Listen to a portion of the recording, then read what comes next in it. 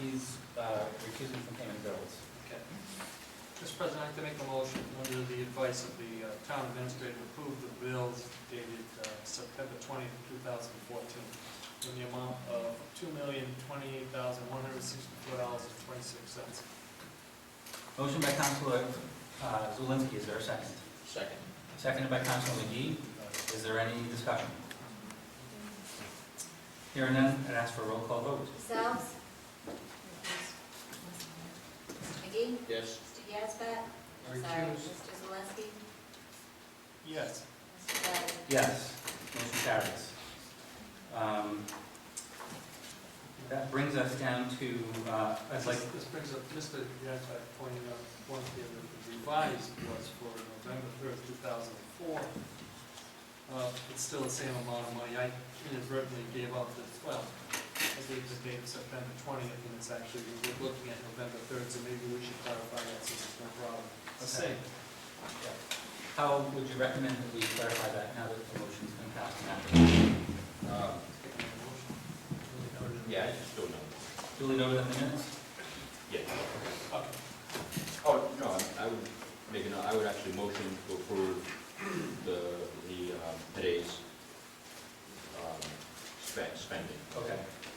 The only thing he didn't say was he didn't reference it as being November 3rd. Right. So would it be appropriate, Specific.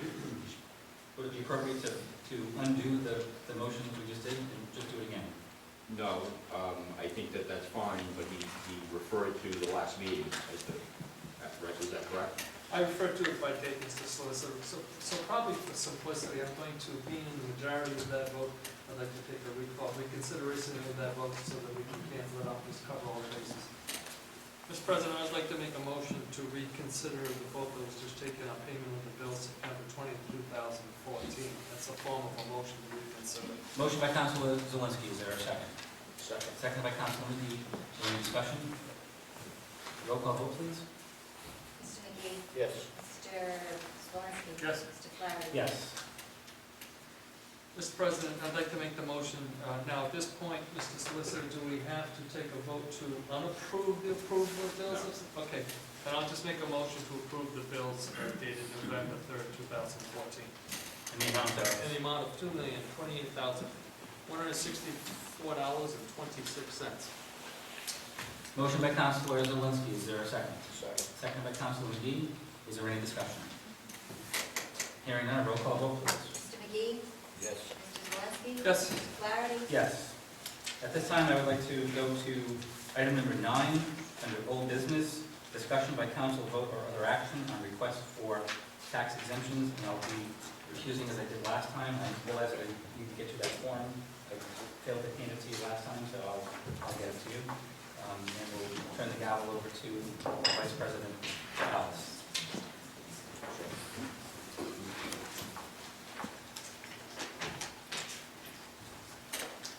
Mr. Anderson?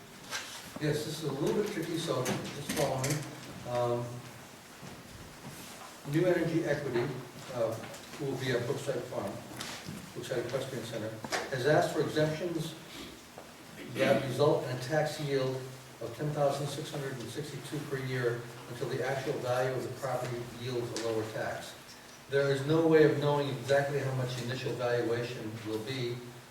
Therefore, by putting a number that you want to reach, you can work backwards and figure out, the tax assessor can, what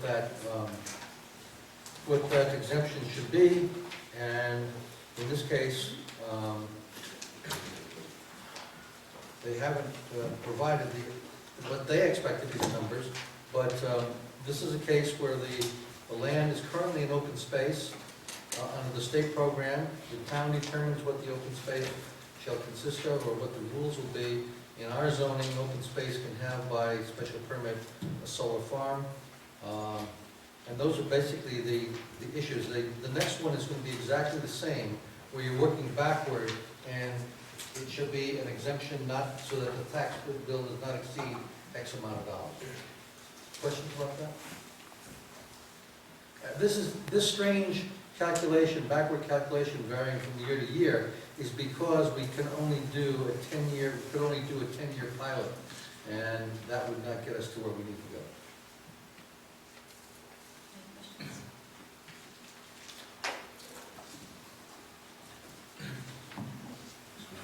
Mr. Erickson? Now, this farm is to help, they're leasing it from Sandman Realtor. No, they're leasing it from Brookside Equestrian Center. The first one we're doing, Okay. yeah, has not sought approvals yet from the town, but it'll be a 1.25 megawatt installation, and they will be leasing the land from Brookside Equestrian Center.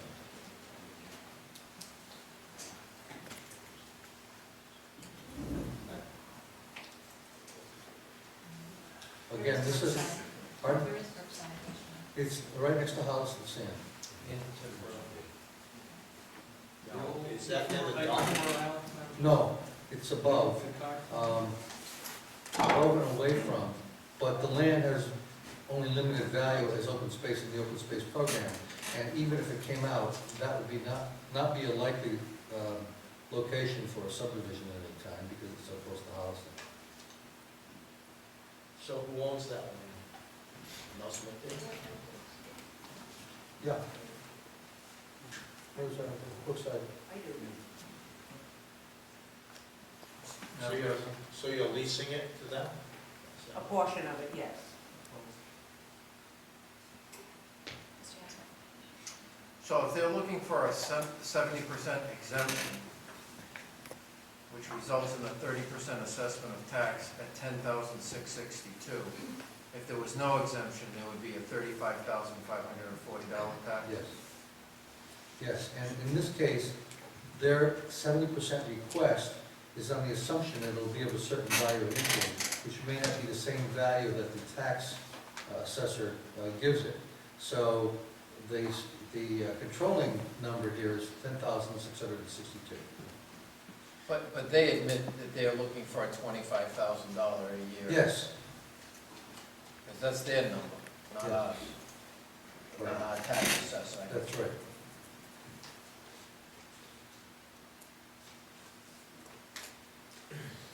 Question. Mr. Erickson, why are you presenting this? Why would the applicant not be presenting this? Go ahead. I'm happy to if you'd like. Yes, please. I know you've given testimony before, and I think some of the questions that were posed to you, the amount of jobs that would be created, full-time jobs, permanent jobs, and other things, but you may want to give us a summary again. I was just trying to explain the structure of why it looks like this. Thank you.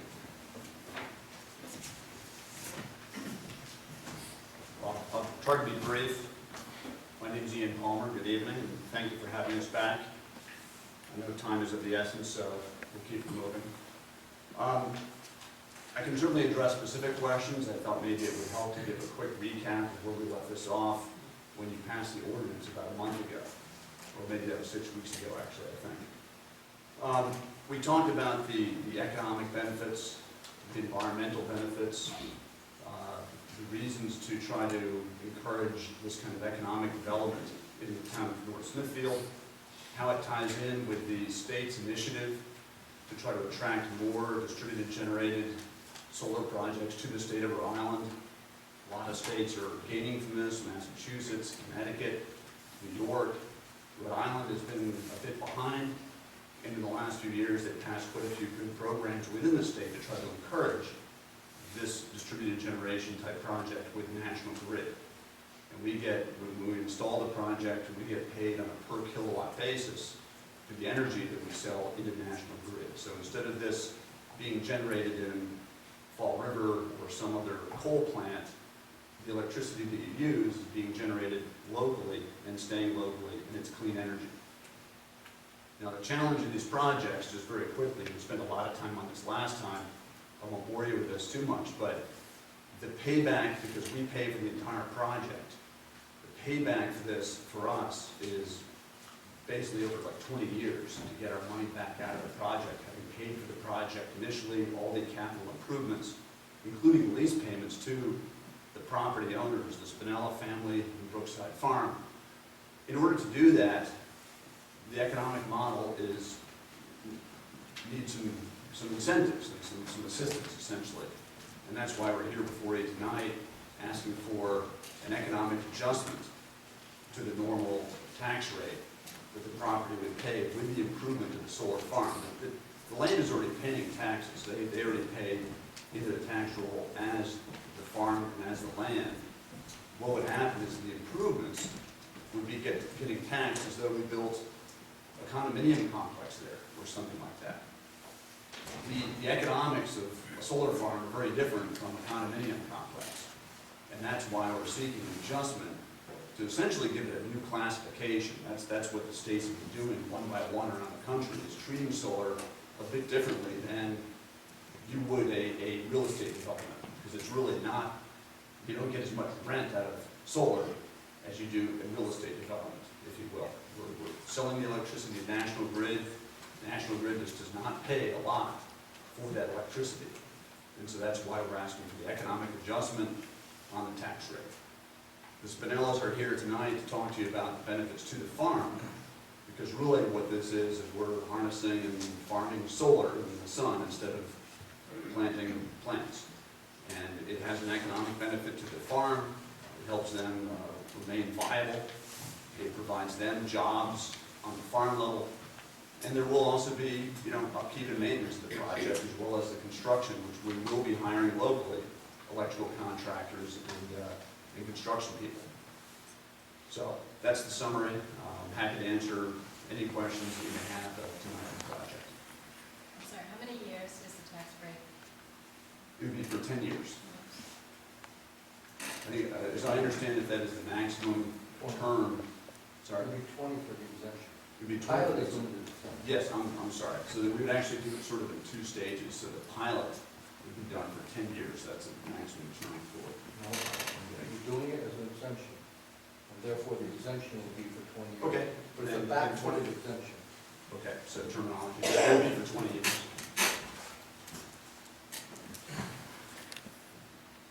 You guys are doing the same one in Branch Village, is this the same crew? No, that's a different company. That's a different That's a different company. Very similar project, about the same size. I believe they've actually put some of the stuff in over there so you can kind of see the size and scale of these projects. They cost a couple of $1 million to put in, and it takes us 20 years to get that payback out of the project. And where exactly is this located, where these solar panels can be? Brookside Farm is on, Tipped Road. All right, I'm familiar with Tip Road, but whereabouts would the panels be? Oh, you mean where on the property Yeah. would the panels be? Yeah. there's sort of a large flat area up near a back berm. Yeah. Like higher on the hill? Yeah, it's kind of up on a flat part of the hill, and it's about 6 acres that we'll use up there. What once was the hill? Is that what you're saying? Was that where the hill was? It was level? Yeah, that's, yeah.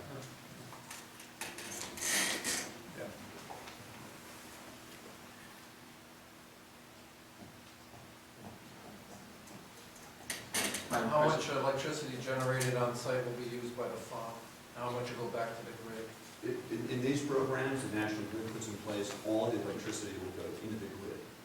So because it goes into the distribution lines of the electrical system at that point. So the only profit we're gonna get is like, would you say like maybe 10 grand a year extra that we wouldn't be getting if we left it open and did nothing?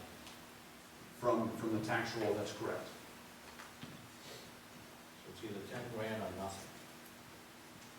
And we can't really do much with that out there anyway, because of, it's close to the dump, the old dump.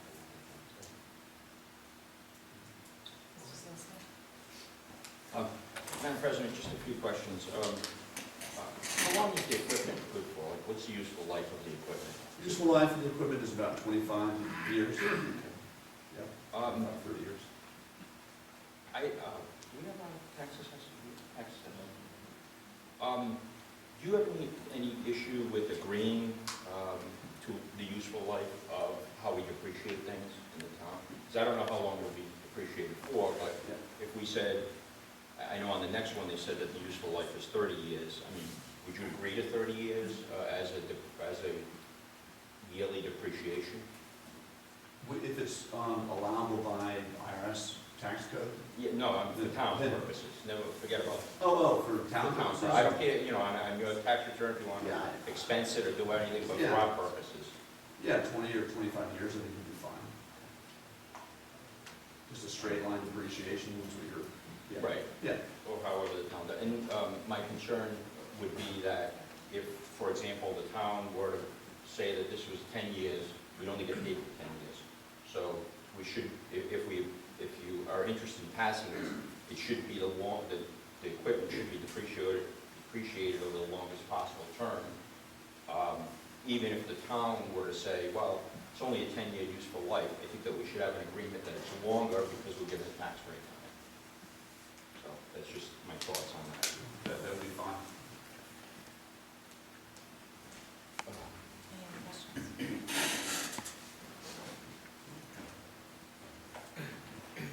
And as far as vandalism, you guys taking care of all of that? Yeah, what we do is we fence in the project, so we put a perimeter fence around it, and so we make sure there's no vandalism. But everything, since we own the project and we have a vested interest in making sure that it generates at 100%, we maintain it really well. I mean, we want to get every bit of useful life and every bit of electricity out of this project as possible. So we maintain the grounds, we cut grass, we wash the panels. We have crews that will be up there taking care of it for the entire life. And then at the end of it, our agreement with the landowner in the lease agreement is that we remove it and put the land back to its original condition. So the town's only gonna get $10,000 out of this, and we have to just, there's no real other benefit. And we have to have the solar panels will be up on that hill where everyone else can see them from their house, on that property.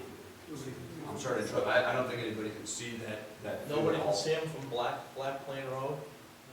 No, it's up quite a bit, there's no.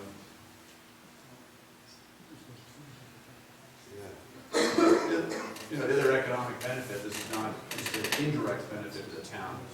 But we will, as a out-of-state company, we're gonna pay a lease rate to Brookside. So we're leasing land, we're injecting money into the town to a business in the town in the form of a lease payment every year. And that does have an indirect benefit because it makes another business in the town more viable, better off. They can do better things for employees and hire more people. And that, I know that's not like into the town's hands, but it's economic development, so it has a direct benefit to the rest of the taxpayers. You want to do the project. I mean, this is a great town.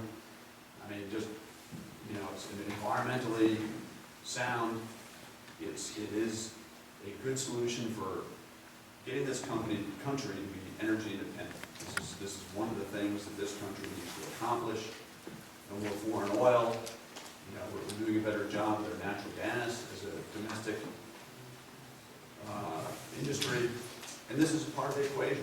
This is part of the energy plan for this country too. And every state, the more that you do at the local level, and put it into the distribution level at the substation, the more load you take off the entire grid, the less coal you use at the generating plants. It's a win. It's a win for everybody. There's a little bit of faith here that this is doing the right thing. I know that it's maybe difficult to get the head around it and figure out all exact positive aspects, but there aren't any negatives. Well, the only negative I have is just looking at these panels. And where the flat spot is up there is up past, like there were horse corrals up there. That's the flat part, isn't it? Where the horse corrals used to be? When's the last time you've been up to Brookside? I've walked around there all the time. You do? I've walked up near there all the time. Okay, so where these panels are going to go is where there are some existing horse paddocks right now. But it's low to the ground, the panels are low to the ground, and they're buffered by trees. So I don't have any. That's what I'm asking. I mean, when I look at from Laurel Lane and look down and see that the land that was removed, that was flattened out, isn't that the spot? Isn't that the spot that's been flattened out? Well, it's a big spot. It is a big spot. Like one day there was a mountain and then the next day it was gone. So, I mean, I was shocked when I went up to Laurel Lane and saw it gone. So, That was done, if I remember correctly, you can correct me, Mr. Spinelli, that was done so that your horses could graze, is that correct? There were a few more reasons than that. We had a terrible erosion problem. First of all, every time it would rain, we'd have 2 inches of sand in the parking lot. Our road would wash out. And it was a safety issue for the horses as well, because everything was 62 feet above where the barn was. We couldn't keep an eye on the horses. If something happened, we would have no idea. So we got permission to get those hills lowered, and that's what we've done. You can correct me if my memory's not that good anymore, but I believe the reason this was accepted was because of an agricultural use. There was a case they referred back to in Narragansett, I believe, a potato farm in which they wanted to take gravel out so that they could level it to grow potatoes. The argument of the horse farm was so that the horses would have a safer pasture area or paddock to run around in. And we've actually reclaimed probably over 50% of the area that was excavated, and it's grassed and paddocked now. We're waiting for the other half to be finished, so, or the other 40% to be finished to do the same. yeah, well, I'm just saying, I think that we would see those panels from up there, you know, in that area. I'm just saying, I don't know how much other people would love seeing it, you know, that neighbors to that. So I'm just asking the question. Sure. Is it worth it, you know, for the town, for that much money? You know, it's not a lot of money, so it's like, I gotta question that, have a look at that every day. Yeah, I understand. And we're not, I'm not saying the only reason to do this is for the $10,600 and the additional tax roll. I'm saying this is good because solar is a very good source of energy, and it does offset the use of coal and greenhouse gases. And I've been up there a few times. I don't believe anybody can see it. That's not to say that nobody would ever see it. But it's in a fairly, hidden back, out of the way area, up away from roads and other houses. I mean, I have been in situations with projects where they're near residential, and yes, that can become something that you got to work through. But in this case, I just don't see that there's any, visual or aesthetic concerns out there. But again, it's this is a good thing to do. There's some of that element here. And it is attracting economic development. I know also the town has quite a big program with trying to encourage solar on the residential on buildings. This is going to get good press. This will draw solar industry interest in your town. This is what towns like to get, economic development and interest in coming here and doing things. I think at a certain level it will be just simply good for the town of North Smithfield. So that's our piece. I mean, we'd love to do the project. Happy to answer all questions and anything, and certainly spend time with people when the project's up. I mean, we can do educational stuff. I mean, it's interesting to demonstrate and show people. But there probably would be like trees around it where you wouldn't see, like you'd see you probably wouldn't see it if there was a buffer around it, like from up on that level. Well, they're not super high. I mean, it's not like a windmill that's standing way above the How area. high are they, 5 feet? Yeah, 5 feet. So if you're down elevation at all, you're not gonna see these. You'd have to be up. You'd have to be on this property proper. You'd have to be on their land in order to see these panels. The only people who will see them will be the Spinellas and their horses. I don't think the horses will object. The issue I got is the fact that the electricity is being generated, it's not being consumed on site, and you're looking for a 70% discount. And that's just inherently, in my opinion, not fair to the other business taxpayers in town. Why wouldn't the guy who runs the local deli want a 70% discount on his equipment?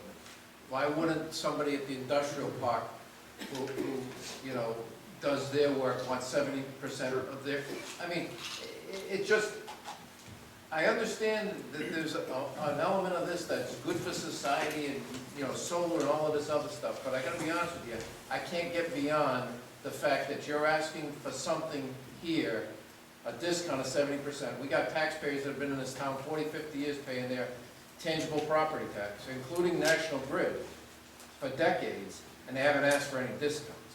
So I just can't get from point A to point B. I'm sorry, but there's just no way I can see. Now, if you would have told me that you're consuming a majority of it on site, and it's gonna be something that the horse farm's gonna use, or it was in an area where it could be generated and used on site, that'd be one thing. And that's the difference between what you're proposing and what the town is doing, trying to get people to put solar panels on their roofs of their business or on their house. Because they're gonna be consuming the bulk of that themselves. This is something that's turned around, and to make this deal work, you need a 70% discount from our town. And to be honest with you, I just don't understand how I can look another business person in the face and say, well, we gave 70% to somebody I just met 3 nights ago, but you've been here 50 years, so see you later. I just can't do it. So I can't vote for this. You know, if they want to table it, you can try it, come back with the next council, God love you, go ahead, but I'm not going for this. I just can't do it, I'm sorry. I mean, part of the challenge is that solar hasn't been around long enough for all the considerations to be made for how to classify it as a tax code item, as a industrial item, as something that, you know, that benefits the economy. And so, you know, that's the challenge, is that really, long-term, there will be new tax code written around solar. It'll have its own classification, its own way of getting treated. And today, we're trying to resolve that fact by working through another avenue here. We're trying to make solar viable for this country. And I get it. I mean, I know it's you know, but it's not the same kind of industry as other things. It's not a condominium complex. It's not a shoe factory. We're selling something that's very, very unique that doesn't get paid a lot, and yet we're trying to make it work. We're trying to make it work for everybody. And it is somewhat used locally. I mean, I know that it goes into the distribution grid. It's not going up into the transmission lines and going out to Ohio. It's being used in the local distribution. I mean, this electricity is remaining. I mean, if you could follow the electrons, you would see it there in North Smithfield.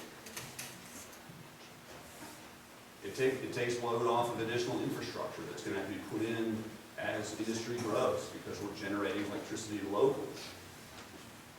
And also, if you're going to compare apples to apples, this is more of a situation where it's a temporary use of the land. We're not digging a foundation, we're not using any services, we're not putting up a building. It's use of the land for the purpose of harvesting the sun, and then when the project is over, those panels go away, and the land is untouched, basically untouched. So there's no scarring of the land at all. So it's a little bit different than someone who's got a deli on the corner. And it also provides me with a little bit of income to help me keep farming there, because it is difficult. It's, you know, Thomas Jefferson couldn't make any money in horses, and I'm having a struggle too.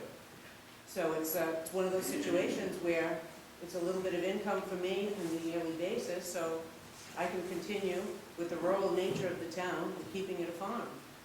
And I would hope that that would be important also. Any other questions? Madam President, I don't know, just from a procedural standpoint, the next one is a little bit different. I don't know if you want to hear that before you vote on it, so that you have some understanding of both of them, or if you want to just deal with this one and go to the next one next.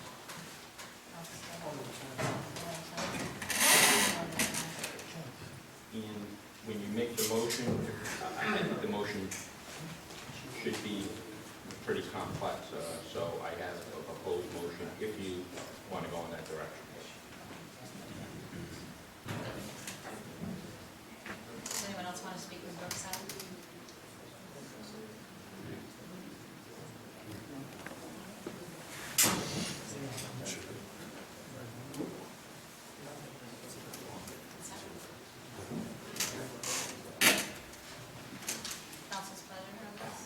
motion to table the request. Second.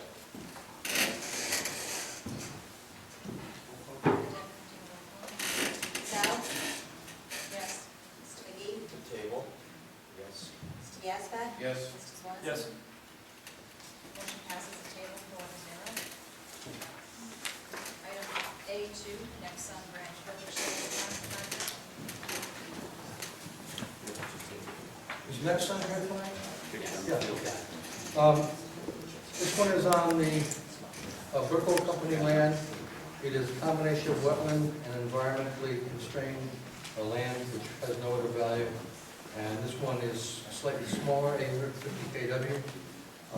You can't see it. I think I'm the only person in town that's been down there to look at it. But the point here is that Massachusetts totally exempts these projects. Massachusetts has way more of this stuff than we do. Massachusetts is recognized as the innovative leader in New England. They're the ones that have the great economy. Rhode Island has people leaving faster than we're losing jobs, and that's the only reason that we have even the declining rate of unemployment that we have. So, in that context, I'd like to have Jake discuss this project. I'll point out the state of Massachusetts funds its schools much better than the state of Rhode Island. Agreed. So that falls back on the town fund. Sir, go ahead. Thank you for having us. As Bob said, our project's 850 kilowatts, give or take half the size of the other one that you heard about. Our company is Boston-based. We do a lot of projects in Massachusetts. They do get fully exempted up there. And, we came down south in the hopes of doing this project. We're talking to Anchor Subaru about actually building another project in town.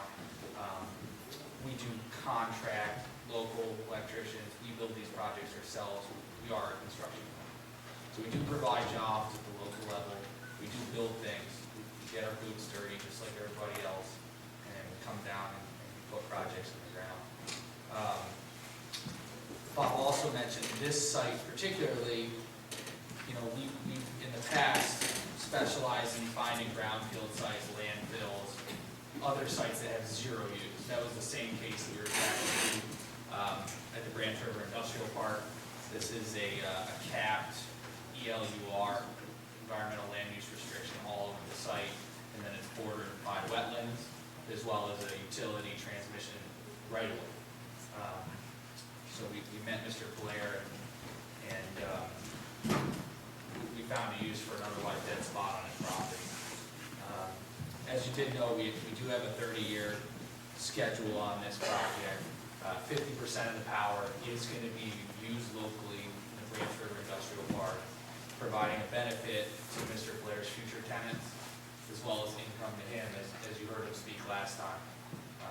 This project's really helping keep them afloat as they look for new business to bring into that park.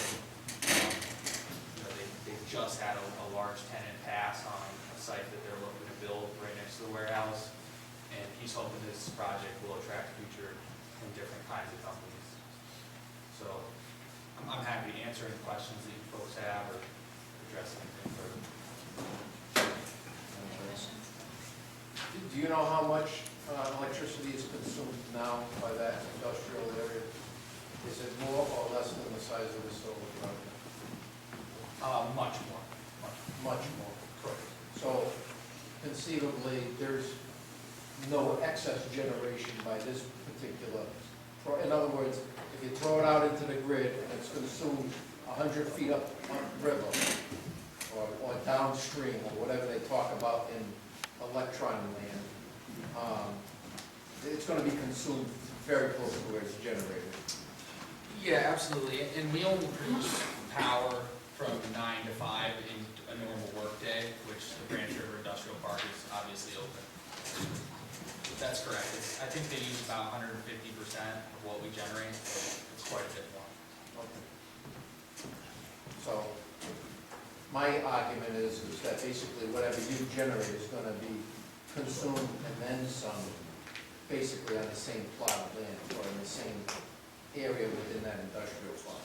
Yeah, and actually National Grid did a study, and that was their determination as well, which didn't require any further protection on the project because it would never leave, so we didn't have to install additional protection on the distribution system. So is it safe to say that anybody in that industrial park is considered a priority customer of that solar project? Because it's not gonna go out, it would be used there, obviously, if there's an excess, it wouldn't go out, but for the most part, it's gonna be used next door. Yeah, Is it safe to say? you can think of it like a waterfall where the first person uses it all and then it steps down Yeah. until there's no more left. Thank you. Question for you. I don't see Mr. Brick, I don't see Mr. Blair here. Is he here? No, Mr. Blair came last time, he wasn't able to make this meeting. Okay, do you know how many folks are employed at Branch River, roughly? Between the two facilities, I believe there's just under 100 employees. He's also a very large taxpayer in town. Yeah, where are that? So 100 employees, but 50% of this power would be going to the Brickell Group, so that their tenants would get a reduced rate, and there's possibly also reinvestment back into create new jobs. We're talking about permanent jobs here, He's looking to attract future and other businesses to the which park he as could well. with discount, I mean, everything that's all part of it. That's a benefit to other tenants in the park, correct? Thank you.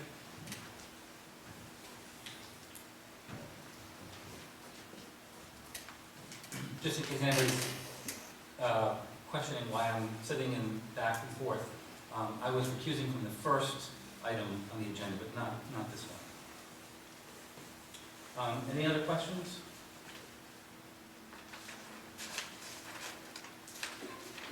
So at this time, I would entertain a motion to authorize the town administrator to sign the agreement on the request for tax exemptions relative to the Nexon Branch Village Solar Project. So, Moved by Councilor Fulenkamp. Is there a second? Second. Seconded by Councilor Yazbek. Discussion? Mr. President, I'd like to, if it's at all possible, in the motion, I know this is going to be a little complicated, but approve it in a certain manner. Otherwise, unless you feel comfortable just saying that the town administrator can sign. Okay, what would you recommend? Well, it would be something to the effect of motion to authorize the town administrator to sign the contract with Nexon Energy authorized under Code of Ordinance Section 6-3.12 with the following conditions. And then there will be an exemption of 84% in the first year. In future years, the exemption shall be the value, I can reread this, but maybe I can just talk about it and then you can say yes or no. The value, in future years, the exemption shall be the value of the amount that creates a tax over, I believe it's $4,000. If the tax is less than the maximum amount, the tax shall be paid. So for example, if the tax if the actual tax generated is $3,000, then they would only pay the $3,000. They would only pay the $4,000 if it were more. Upon agreement that the basis of depreciation of the equipment for town tax purposes shall be its useful life of 30 years. And again, if we possibly, I don't know, again, how the town would do it, but if they were to do it over 10 years, for the next 20 years, we would get no money. So I would be concerned about that. And if we're going to give if we're going to give a tax break, I would like to see it go throughout the 30 years. And that the authorization shall be specific to this property and project. If the equipment is moved off the property identified, the agreement can be voided by the town council. And although I don't think you have to say this, but just again, I'd like it on record, because 5 years from now or 10 years from now, we'll all be figuring out what we were trying to do back, not, what we're trying to do today. And then this agreement shall have no effect on the real estate taxes paid on the real property. Something to that effect. So, So we're in discussion mode at this point. Any questions for the solicitor based on what he just recommended? I would just like to say I withdraw my motion. Okay. The main maker withdraws, the second withdraws, so we're free to entertain a new motion. Can I make a suggestion, maybe the solicitor can take a few minutes and scribble out the motion you'd like to see introduced? I did, And then if you want to do some other business, okay? You I have think he's it? got it ready. I got it more or less. You want to read it and also say so moved? You can say so moved. You don't have a problem.